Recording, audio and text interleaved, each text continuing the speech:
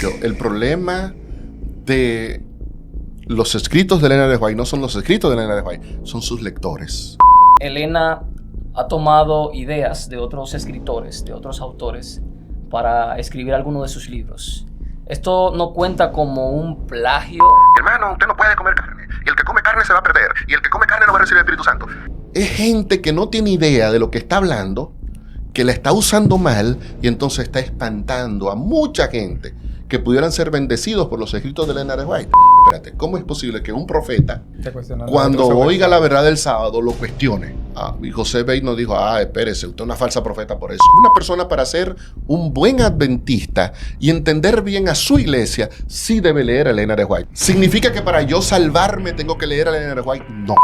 No confundamos ser profeta con ser Dios. El que lo sabe todo es Dios.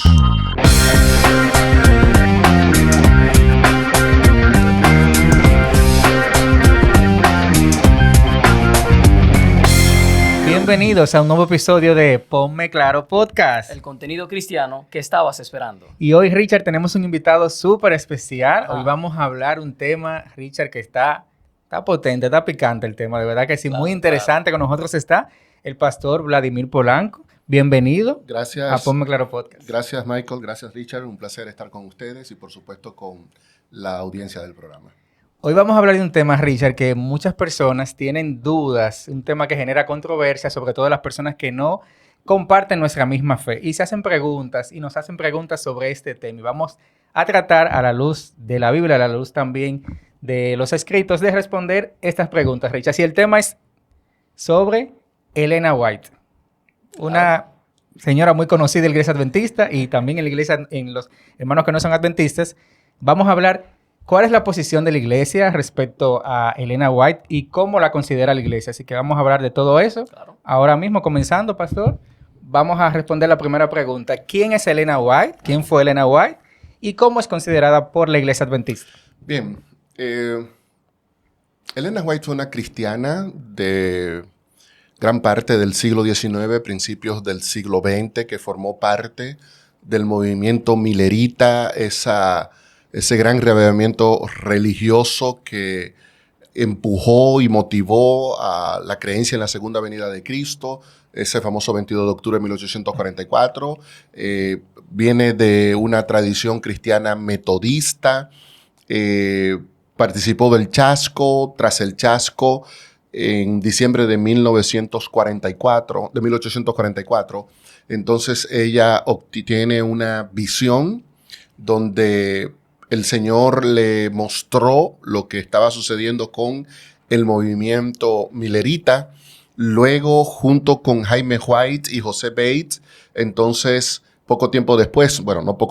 casi 20 años después, fundaron lo que hoy es la Iglesia Adventista del Séptimo Día.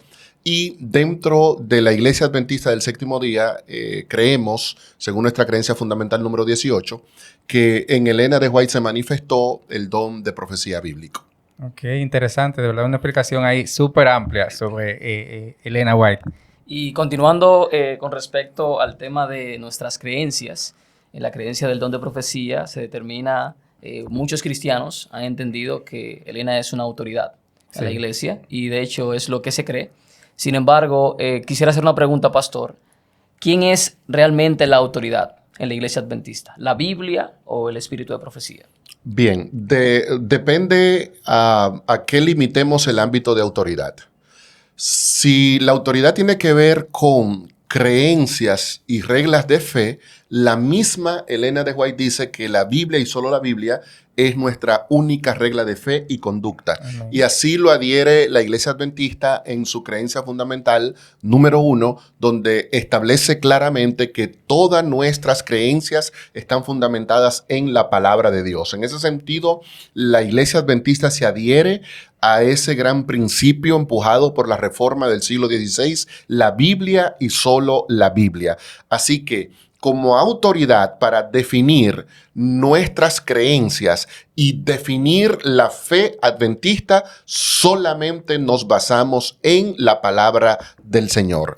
¿Significa eso que Elena de White no tiene autoridad? No, no significa eso. Y yo te voy a leer, porque no quiero malos entendidos. Bueno, Claro, los malos claro que entendidos siempre se van a dar con gente que bueno, hay que amarlos como son. Pero la creencia fundamental dice exactamente lo siguiente. Estoy leyendo del Manual de Iglesia, la creencia fundamental número 18. Esto es lo oficial. Esto es lo que la Iglesia Adventista cree. Si usted oye a un hermano de la iglesia diciendo otra cosa, esa es la opinión de ese hermano. Puede que sea buena, puede que sea mala, yo no la voy a juzgar. Pero esta es la posición de la iglesia. Las escrituras testifican que uno de los dones del Espíritu Santo, es el de la profecía. Este don es una señal distintiva de la iglesia remanente y creemos que se manifestó en el ministerio de Elena de White. Sus escritos hablan, 1, con autoridad profética. 2, proporcionan consuelo. 3, dirección. 4, instrucción. Y 5, corrección a la iglesia.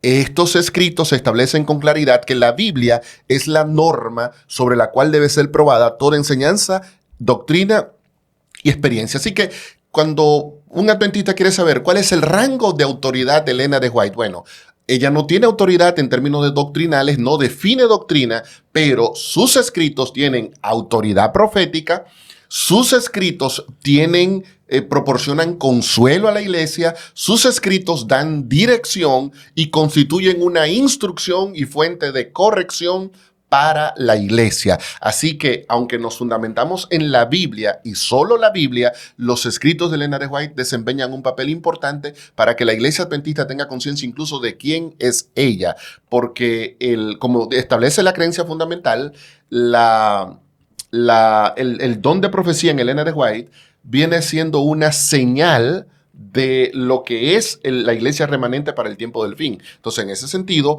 es de separar a la iglesia adventista de Elena de White es como usted querer separar dos cosas que no hay manera de poder separarlas. Importante. Sí, y entonces, pastor, si eso está bien claro en el manual de iglesia y establece la posición de cómo considera la iglesia Elena White, y ya esto bien lo explicó, que obviamente lleva todo a exaltar la Biblia, exaltar la palabra de Dios. ¿Por qué usted cree que surge esta controversia tanto dentro de la iglesia, dentro de los hermanos adventistas, como fuera, que muchas personas piensan que nosotros como adventistas exaltamos a Elena por encima de la Biblia? ¿Por qué usted cree que surge esto si está tan claro? Porque el ser humano, por naturaleza, tiende siempre a estar en los extremos. O sea, nos cuesta estar en el centro, ser equilibrados. En el punto medio, como decían los filósofos griegos, ser equilibrado. Nos cuesta tener templanza, como lo expresa San Pablo en Gálatas 5. Entonces, como es tan difícil para nosotros mantener el equilibrio y estar en el justo medio, lo natural es que estemos siempre inclinados hacia los extremos. Entonces, tú en la iglesia te vas a encontrar con dos extremos. Te vas a encontrar con un grupo que no quiere que le hablen de Elena de White, Sí. que está mal ese grupo. Te vas a encontrar con otro grupo que es extremista y radical y que considera incluso que un elemento para tú saber si una persona es santa, es si utiliza a Elena de White en la predicación. O sea, ese grupo a veces disfruta más que tú le leas 70 citas del Espíritu de Profecía y nunca le leas un versículo bíblico. ¡Oh, qué hombre más consagrado! Mira cómo usa el Espíritu de Profecía. Eso es un extremo. Entonces, la razón de ambos extremos es porque es lo normal en nosotros. Y cuando uno intenta estar en el punto medio, entonces los dos extremos vienen contra ti. Entonces, siempre es un punto donde estamos en debate. Si estoy en el medio, aquel me tira porque estoy en el medio y aquel me tira porque estoy en el medio. Este le tira a aquel porque está en el otro lado.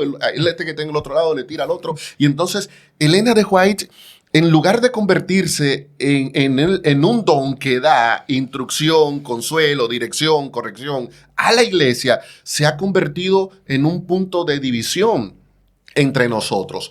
Pero yo creo que en ambos extremos, la razón fundamental, aparte de que es parte de nuestra naturaleza no ser equilibrado, yo creo que también tiene que ver con gente que no sabe leer Elena White.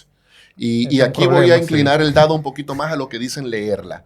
El problema de ese grupo es que no sabe leer a Elena de White.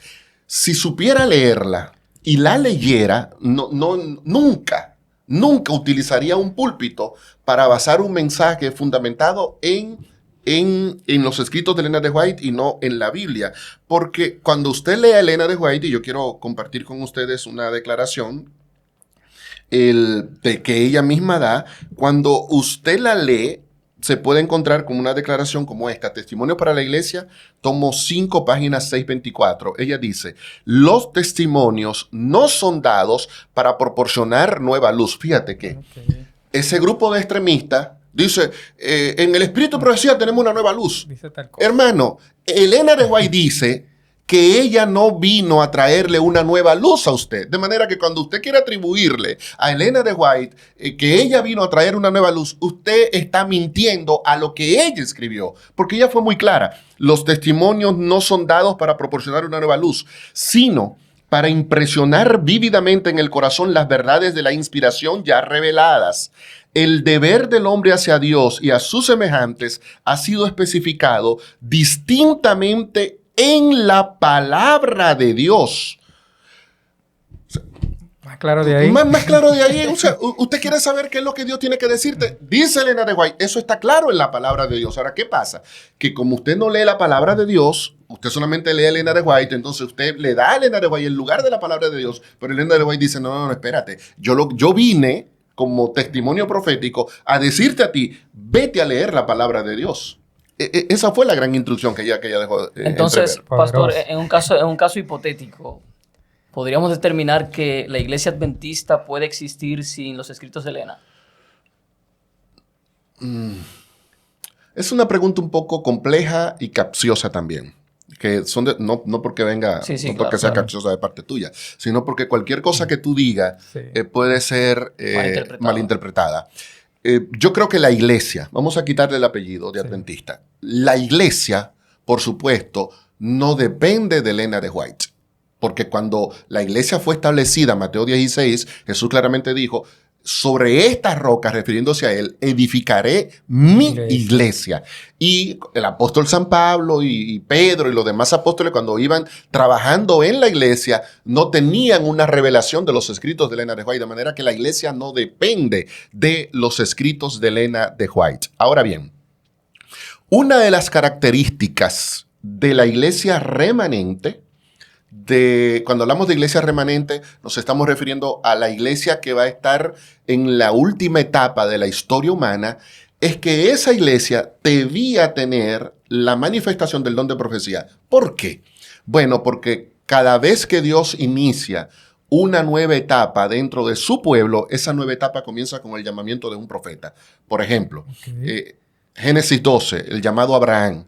Con Abraham nace el pueblo de Israel, pero en Génesis 20, a Abraham se le llama profeta, de manera que el pueblo de Abraham nace y nace con un Abraham que es profeta.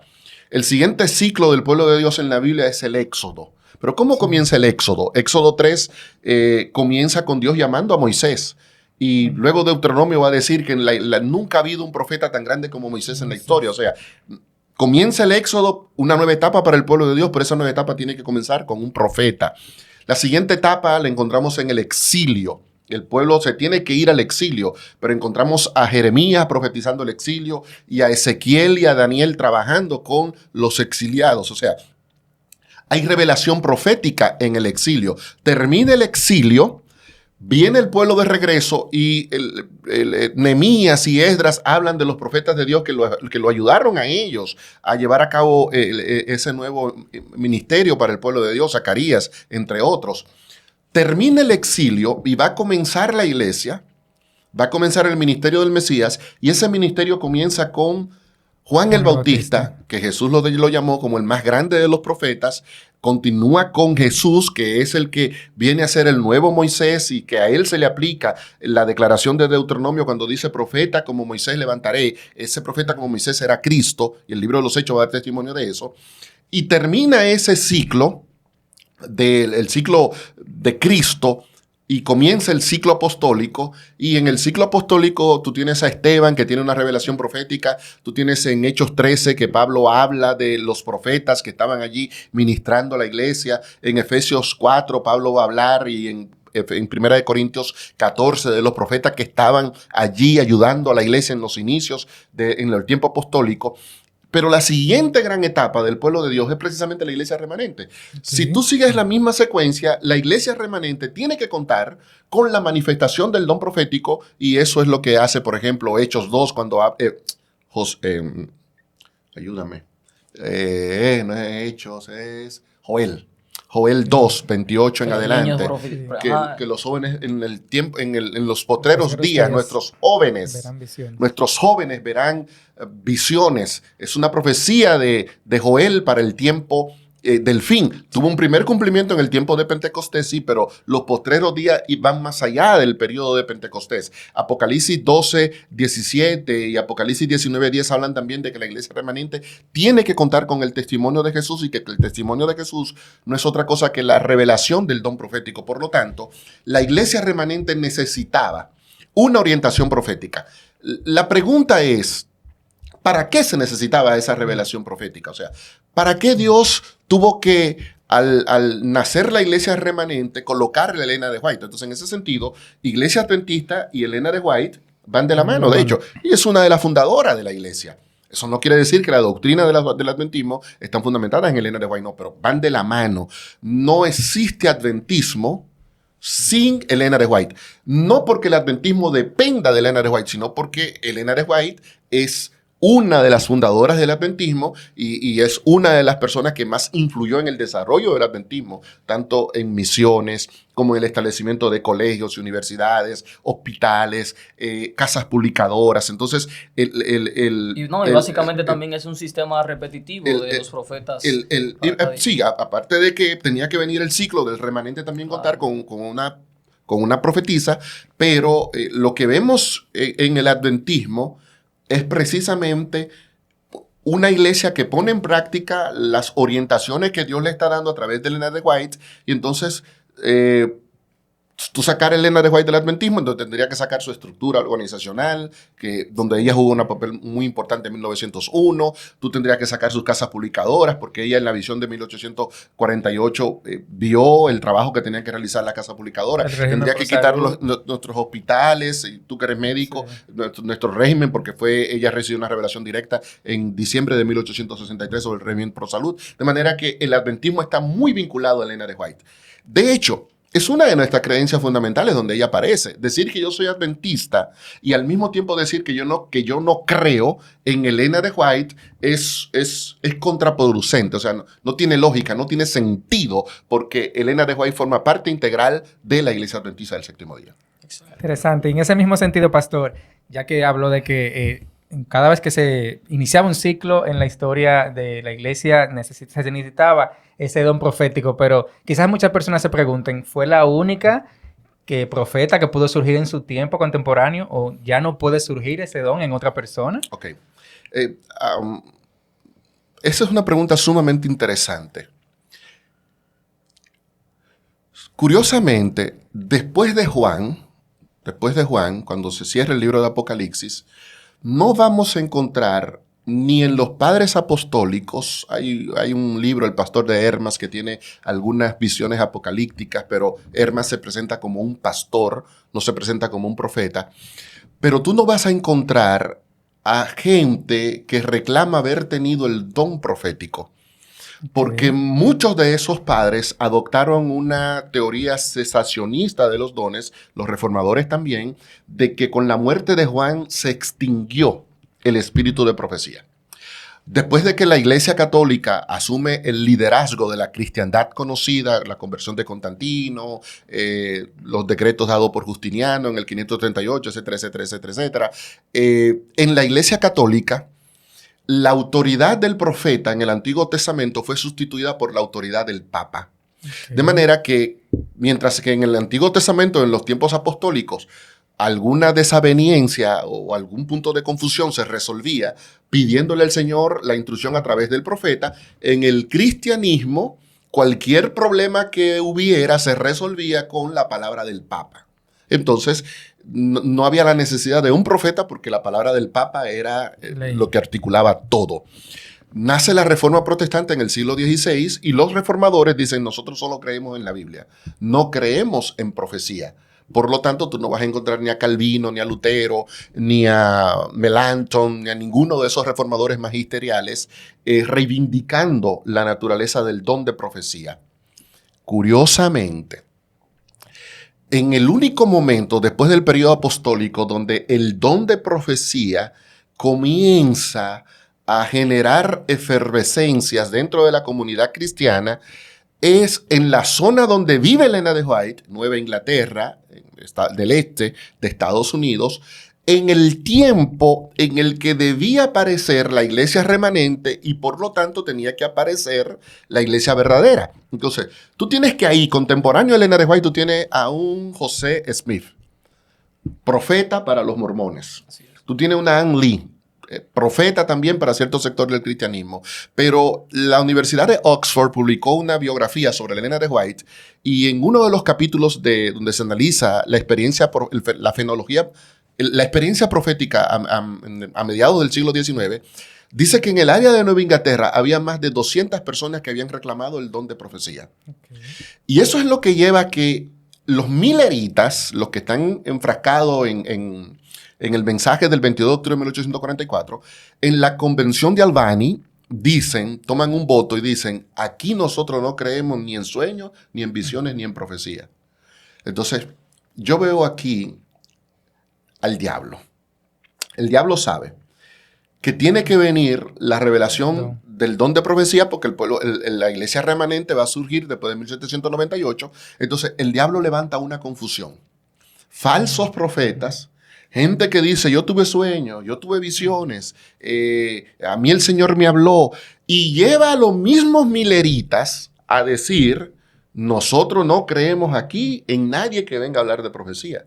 De manera que Elena de White tiene que nadar contra la corriente.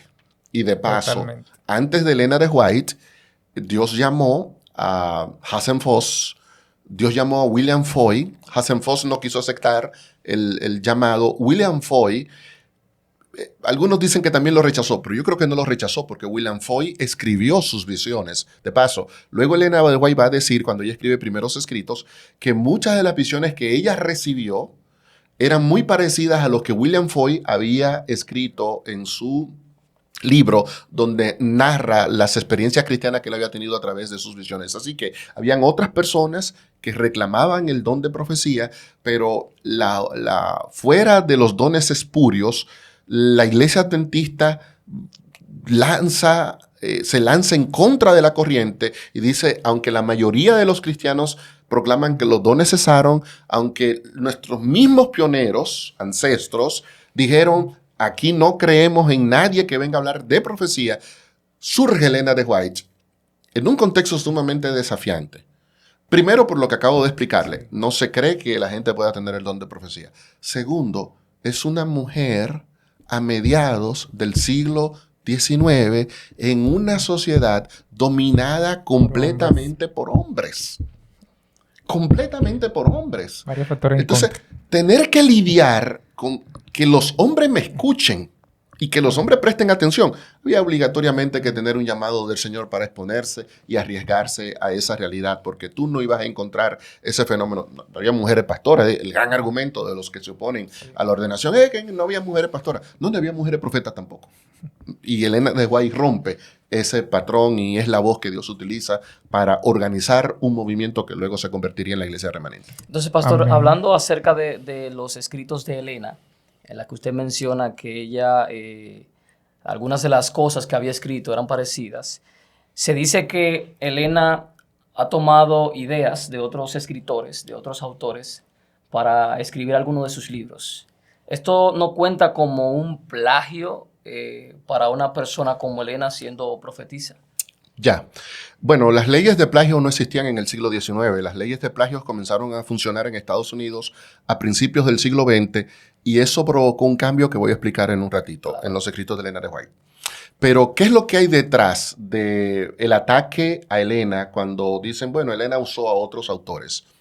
Es el ataque a la inspiración. Sí. Ellos argumentan que si tú eres un autor inspirado, tú no puedes estar citando a un autor que no sea inspirado.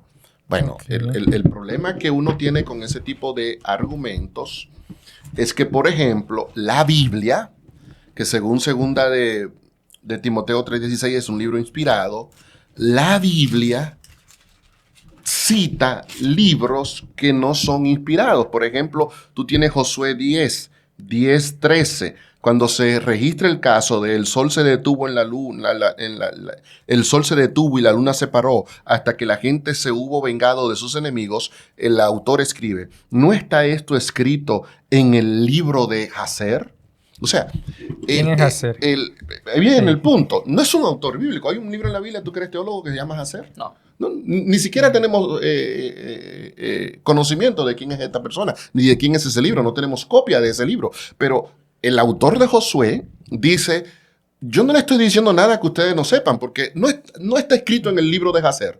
De manera que él está usando un libro que no es inspirado, pero lo está citando para validar un argumento que se fundamenta en la inspiración. Pero tú dirás, bueno, pero esos son autores judíos. Ok, vamos a Hechos 17. Pablo. En Hechos 17, Pablo también está dando un argumento, y entonces para reforzar su argumento, dice Pablo en Hechos 17:28, porque en él vivimos, nos movemos y somos, como algunos de vuestros poetas han dicho, porque linaje suyo somos. Y está citando una frase de Aratos. O sea, Pablo está hablando con los paganos y les dice, miren, lo que yo le estoy diciendo a ustedes, hasta sus propios poetas lo han escrito. Pero un caso que a mí incluso me parece curioso es en Tito.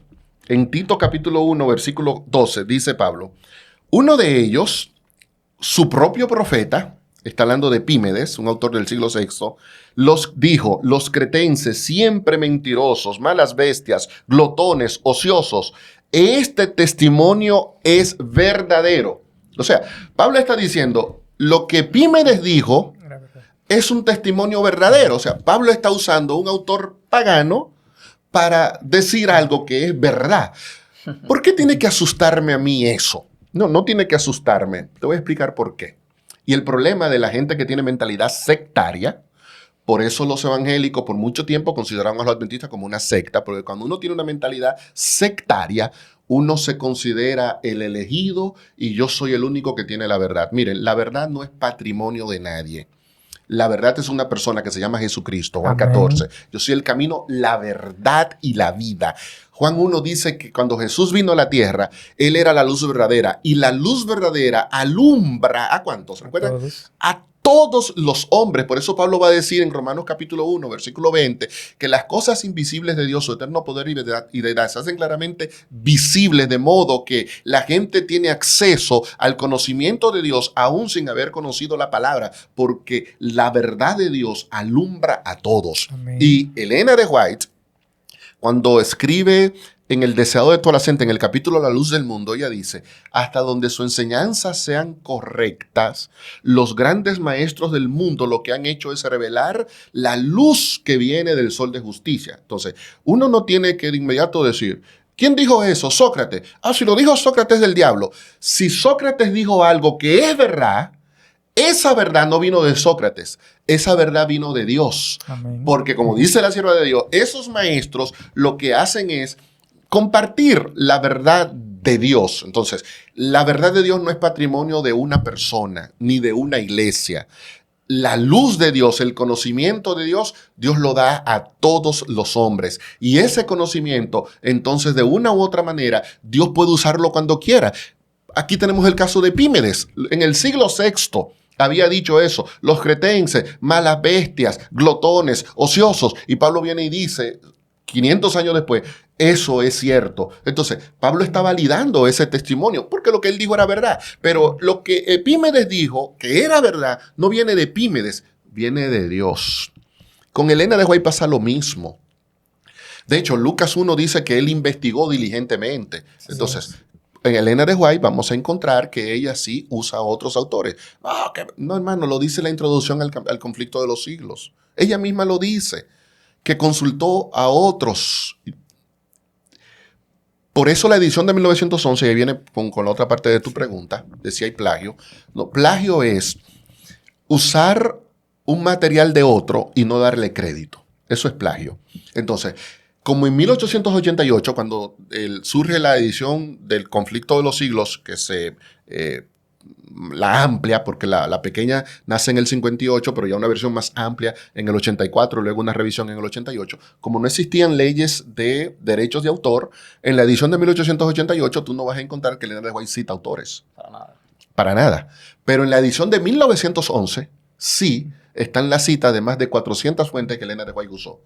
¿Por qué la edición de 1911 sí tiene los créditos y las fuentes bibliográficas que ella usó y la de 1888 no? Porque en 1888 no existían leyes de autor y para 1911 sí existían y Elena de White se apegó entonces a cumplir con la ley y le dio crédito a esos autores. ¿Que ella haya usado esos autores significa que no era inspirada? No, porque entonces tendríamos que usar el mismo argumento y decir, pues Pablo tampoco fue inspirado. No, Elena de White usó esos autores porque como ella misma lo dice en el conflicto, en la introducción al conflicto de los siglos, esos autores le permitieron expresar de una mejor manera lo que el Señor le había permitido a ella ver en sus visiones. De manera que todo lo que Elena de White recibió, no lo recibió en visión. Esto, permítanme subrayar un aspecto más de esto.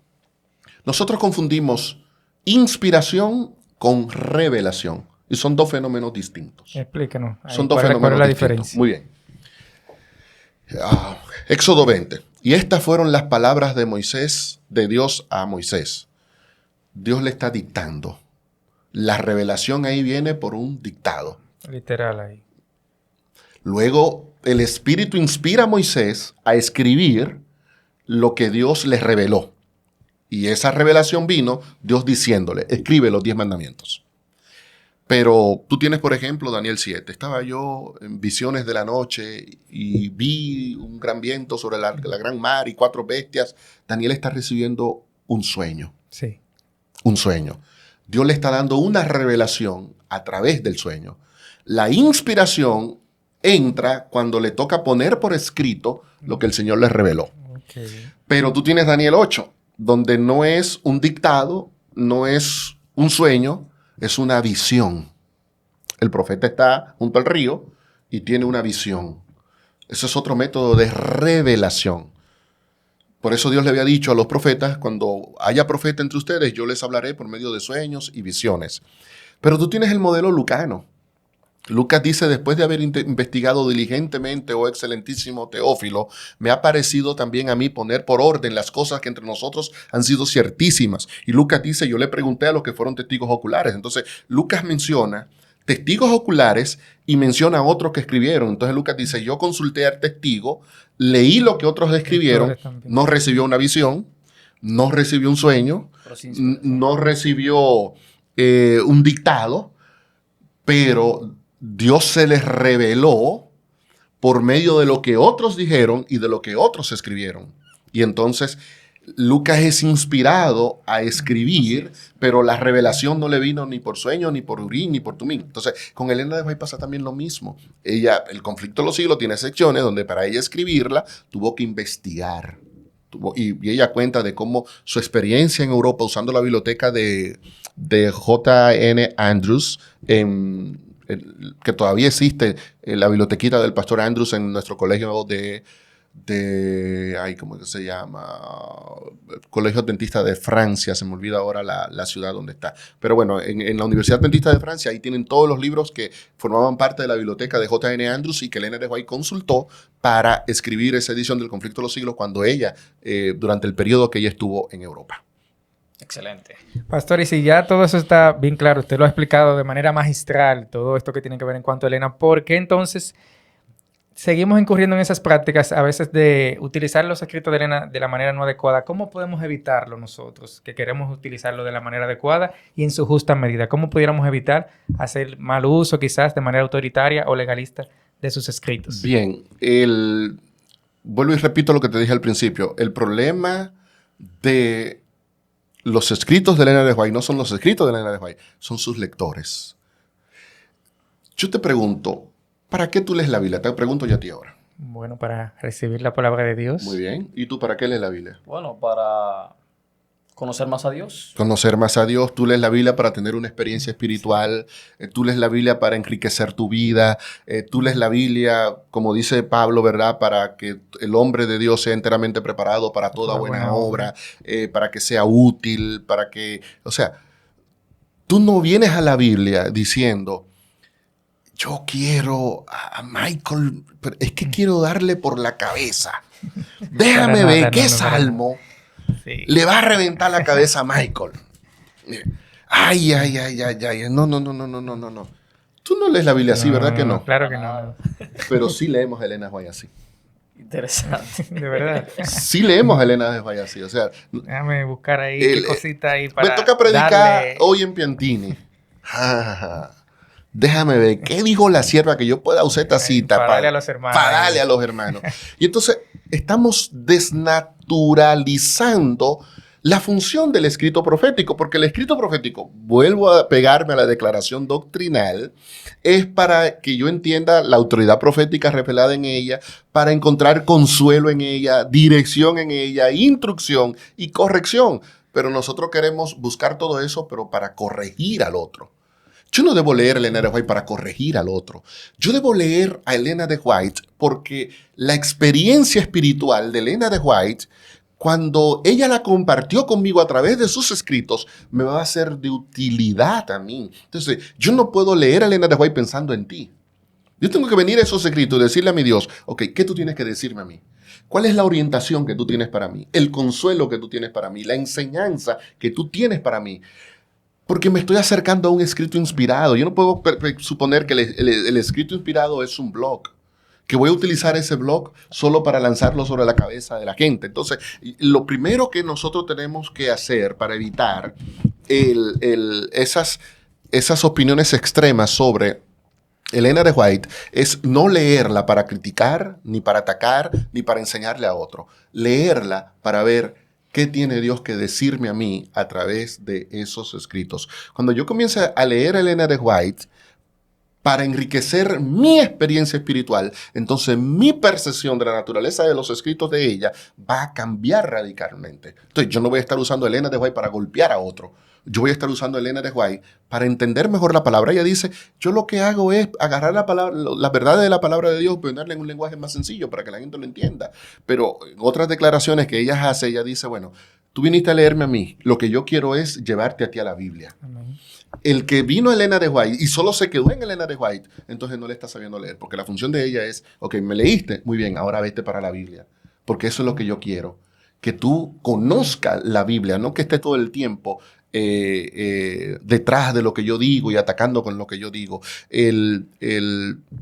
Son, repito, esos extremos que a veces nosotros tenemos con celo, con buenas intenciones, pero el hecho de que tengamos buenas intenciones y el hecho de que seamos celosos no nos da a nosotros la autoridad para usar los escritos inspirados como si fueran un blog para golpear la vida de otros hermanos. Y Pastor y Richard, perdóname Richard, claro, antes de que continúes, muchas veces yo como miembro común de la iglesia, a veces me siento así cuando escucho quizás a un hermano hablando de esa forma, o sea, me siento así como golpeado, me siento como que me están corrigiendo, como que es algo como que para que yo sienta, así como te dice que cuando lo leemos de esa manera. Y entonces, ¿qué hacen los jóvenes, básicamente?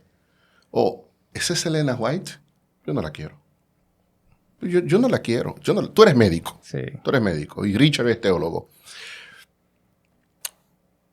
Para Elena de White, por ejemplo, el mensaje de la reforma pro salud son 8 elementos. 8. No son 2, ni 3, ni 4. Son 8.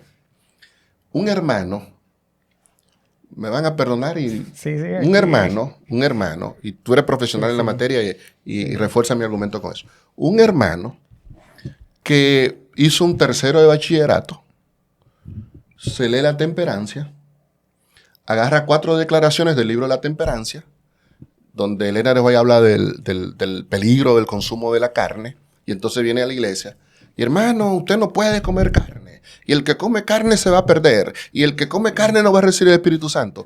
Pero ese hermano no tiene idea de lo que está diciendo. No tiene idea, no tiene la más mini idea de lo que está planteando.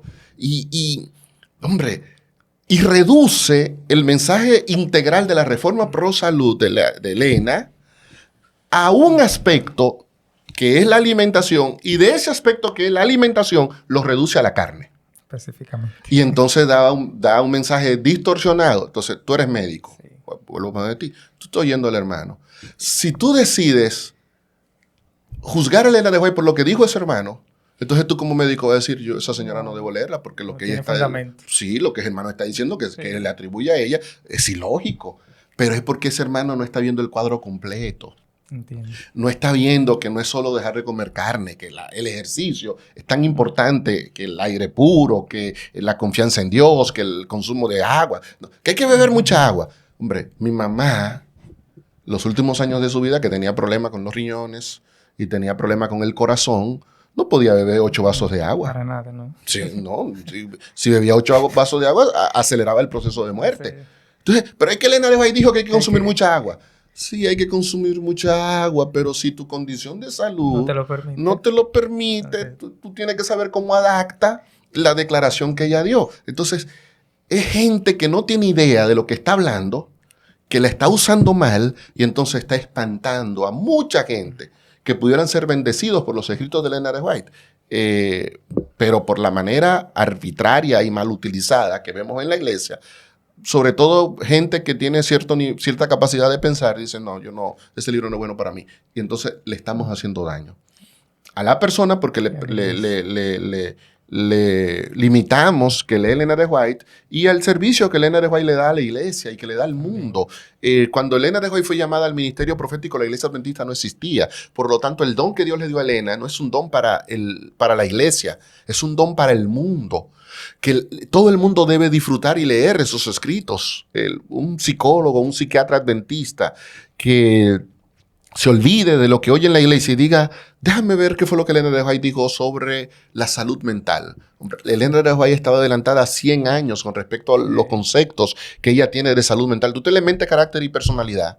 Y tú crees que lo está escribiendo un psicólogo, un psiquiatra que vive en el siglo XXI, cuando describe la condición de cómo la salud mental afecta a todo el cuerpo. Conducción del niño. Algo que en su tiempo era nadie se imaginaba una cosa, para hablar de depresión en Elena de White, hablar de cómo la forma en la que tú te alimentas impacta tu salud mental, no tu salud física, tu salud mental. Hay mucha gente en la iglesia adventista que debería estar leyendo Mente, Carácter y Personalidad, tomo 1 y tomo 2, por los trastornos de salud mental que tenemos. Nuestra iglesia está llena de gente con problemas que necesita ayuda profesional, pero no quiere ir a un psicólogo ni a un psiquiatra. Yo les recomendaría que se lea ese librito. Cuando se lee ese librito, te vas a entender mejor tú mismo y vas a entender mejor el entorno en el que tú estás viviendo, porque ella describe muy bien en esos libros la condición mental de la gente del siglo XXI. Poderoso, Richard. Excelente. Pastor, en esa misma línea concerniente a los escritos de Elena, es obligatorio que nosotros como adventistas, para ser buenos adventistas, debemos leer a Elena. Bien, en la iglesia nada es obligatorio. Nada es obligatorio. De hecho, la iglesia ni siquiera te obliga a leer la Biblia. Quizás la pregunta que yo me haría es, por ejemplo, para mí, Vladimir Polanco, ¿me ha sido útil leer a Elena de White? A mí me ha sido muy útil. Me ha sido muy útil en todos los aspectos de mi vida, en la comprensión de los eventos finales, en la manera en la que debo trabajar para preparar nuestras publicaciones y sobre todo, yo comentaba hace poco en un congreso de jóvenes que el libro que más influyó en mi vida de Elena de White ha sido La Educación. Es el libro que más ha influido en mi vida. Léanse ese libro. Búsquenlo por ahí. Lean ese libro, consigan ese libro, La Educación. Tu manera de entender la realidad presente va a transformarse radicalmente. La forma en la que Elena de White habla de cómo el estudio de la Biblia ayuda a tu intelecto, te ayuda a desarrollar tu capacidad mental, cómo tú leyendo ese libro puedes encontrarle sentido y propósito a tu existencia. Una de las declaraciones hermosas que me impactaron muchísimo a mí es cuando ella dice que todo ser humano ha sido creado con una capacidad semejante a la de su creador, la individualidad, la facultad de pensar y hacer. Yo dije, wow, Yo tengo que dedicarme a pensar y hacer. Yo no puedo ser un mero reflector de lo que otro dice. Yo no puedo oír algo por ahí en YouTube. Usted no puede oír a Vladimir, oí a Vladimir y salir a repetir. No. Piense, examine. Es una facultad que usted tiene. Yo creo que si hay algo que le hace falta a mucha gente hoy, es desarrollar esa capacidad de no ser mero reflector del pensamiento ajeno, sino permitir que esa individualidad que Dios te dio se traduzca en una persona que piensa y hace. Pero eso transformó mi visión de Elena y mi visión de mi propia vida y lo que yo quería para mi vida. Así que yo creo que una persona, para ser un buen adventista y entender bien a su iglesia, sí debe leer a Elena de White. Ahora, vamos ahora a aclarar bien las cosas. Claro. ¿Significa que para yo salvarme tengo que leer a Elena de White? No. Eso no significa. Vuelvo y repito, Elena de White, a mí o Vladimir Polanco, yo no sé a usted, ni a él, ni a Junior, ni al otro amigo que está aquí con nosotros, yo no sé si a ellos le ha sido útil. A mí me ha sido muy útil Elena de White en todos los aspectos de mi vida, en todo, en lo profesional, en lo familiar, en lo personal, en lo intelectual, en lo espiritual, en todo, me ha sido muy útil. ¿Significa eso que leer Elena de White contribuye en mi salvación? No, leer Elena de White no contribuye a tu salvación. Tu salvación, dice Juan 10, solo depende, Romanos 10, solo depende de que tú invoques el nombre del Señor. Amén. Y todo el que invoque el nombre del Señor será salvo. Amén. No confundamos entonces la utilidad y el provecho espiritual que me dan esos escritos con salvación. El que no lee Elena White se va a perder. Hermano, Abraham se salvó y nunca leyó Elena White. Entonces no podemos hacer de la lectura de Elena White un requisito para la salvación. Pero sí, un buen adventista debe leer a Elena de White para que entienda mejor a la iglesia a la que ha decidido pertenecer. Richard, bueno, yo no soy estudiante de teología, soy médico, pero yo me he sentido como en una clase, como si estuviera en la universidad aquí, en una clase ahí, como quisiera estar anotando, porque de verdad que ha sido muy provechoso. Y ya, pastor, sabemos que tiene compromisos, quisiéramos quedarnos aquí grabando 1 y 2 o 3 episodios, pero sabemos que tiene compromisos y lo vamos a comprometer, pastor, aquí en público para que vuelva. Por favor, otra vez, claro, con más tiempo, con más calma, para que podamos tratar otros temas también interesantes. Pero, ¿qué mensaje final usted le daría ya a los jóvenes que nos están viendo, sobre todo que el público que nos sigue, sobre este tema para que se les quede ya como parte final? Bien, déjame poner un ejemplo como mensaje final de la relación entre Elena de White y las doctrinas adventistas, por citar un caso. Vamos a citar la más conocida, la del sábado. Guardamos el sábado. Y mucha gente dice, los adventistas guardan el sábado, son sabatistas, porque Elena de White les enseñó. No, Elena de White no nos enseñó a nosotros a guardar el sábado. De hecho, en Testimonio para la Iglesia tomo 1, si quiere, vaya y búsquelo, lee por usted mismo. Cuando ella escuchó, ya Elena de White era profeta. Yo le estoy hablando a ustedes de 1845, 1846. Elena de White fue llamada al ministerio profético en diciembre de 1844. Así que ya ella había recibido visiones. Cuando ella escucha a José Bates hablar del sábado, ella cuestiona a José Bates y le dice, no, pero ¿y qué usted está hablando? Ese tema no es un tema que usted debe estar presentando. Pero espérate, ¿cómo es posible que un profeta, cuando oiga la verdad del sábado, lo cuestione? Y José Bates nos dijo, espérese, usted es una falsa profeta por eso. No confundamos ser profeta con ser Dios. El que lo sabe todo es Dios. Amén. Amén. Y por eso no debe sorprendernos a nosotros cuando encontremos a Elena de White diciendo cosas como esa.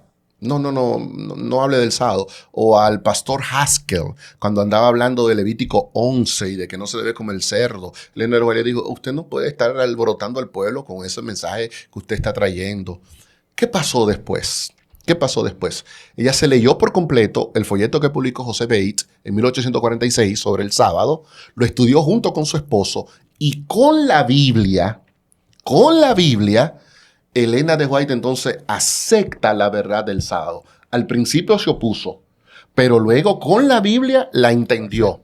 Y luego al final, en el mismo año de 1846, Dios le dio una visión donde ella vio la importancia que tenía el día de reposo. Y ese mismo fenómeno lo vamos a ver con distintas doctrinas adventistas. La doctrina del santuario. Nuestra primera comprensión de la doctrina del santuario no vino por Elena de White. Vino por Owen Crozier. De hecho, Elena de White dice que había que leer el artículo que escribió Crozier en febrero de 1845. Lean eso, que ahí se va a explicar muy bien el tema de lo que pasó en el santuario. Luego, cuando ella recibe la visión del conflicto en 1858, ella viene y aporta a la comprensión del santuario, pero no nace con ella. La discusión sobre la justificación por la fe en la década de 1880, fueron Waggoner y Jones. El tema de a qué hora hay que guardar el sábado, de puesta de sol, fue J.N. Andrews. El tema del diezmo y la ofrenda también fue J.N. Andrews. De manera que la función de Elena nunca fue validar la profecía. Elena fue una profeta que fue creciendo en la medida en la que iba estudiando la Biblia y fue dejando enseñanzas y creencias que tuvo al permitir que la palabra del Señor la iluminara. Y eso permaneció así en Elena de White hasta el día de su muerte. Fue una persona que estaba en constante proceso de aprendizaje, en constante proceso de crecimiento. Nunca fue la persona que se levantó y le dijo a la iglesia, yo lo sé todo. Y es así, pregúntenme a mí, no.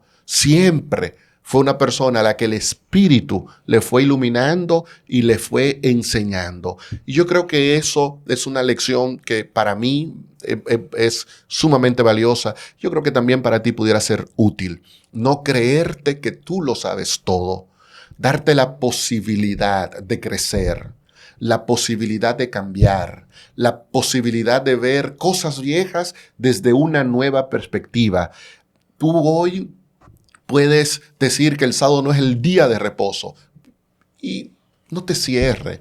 Decídete a leer la Biblia, fue lo que ella hizo. Vamos a leer la Biblia, vamos a confrontar mi creencia con lo que está escrito. Y al confrontar su creencia con lo que estaba escrito, al final la palabra de Dios terminó imponiéndose en su vida. De manera que el camino para el aprendizaje de Elena de White no siempre fue la visión.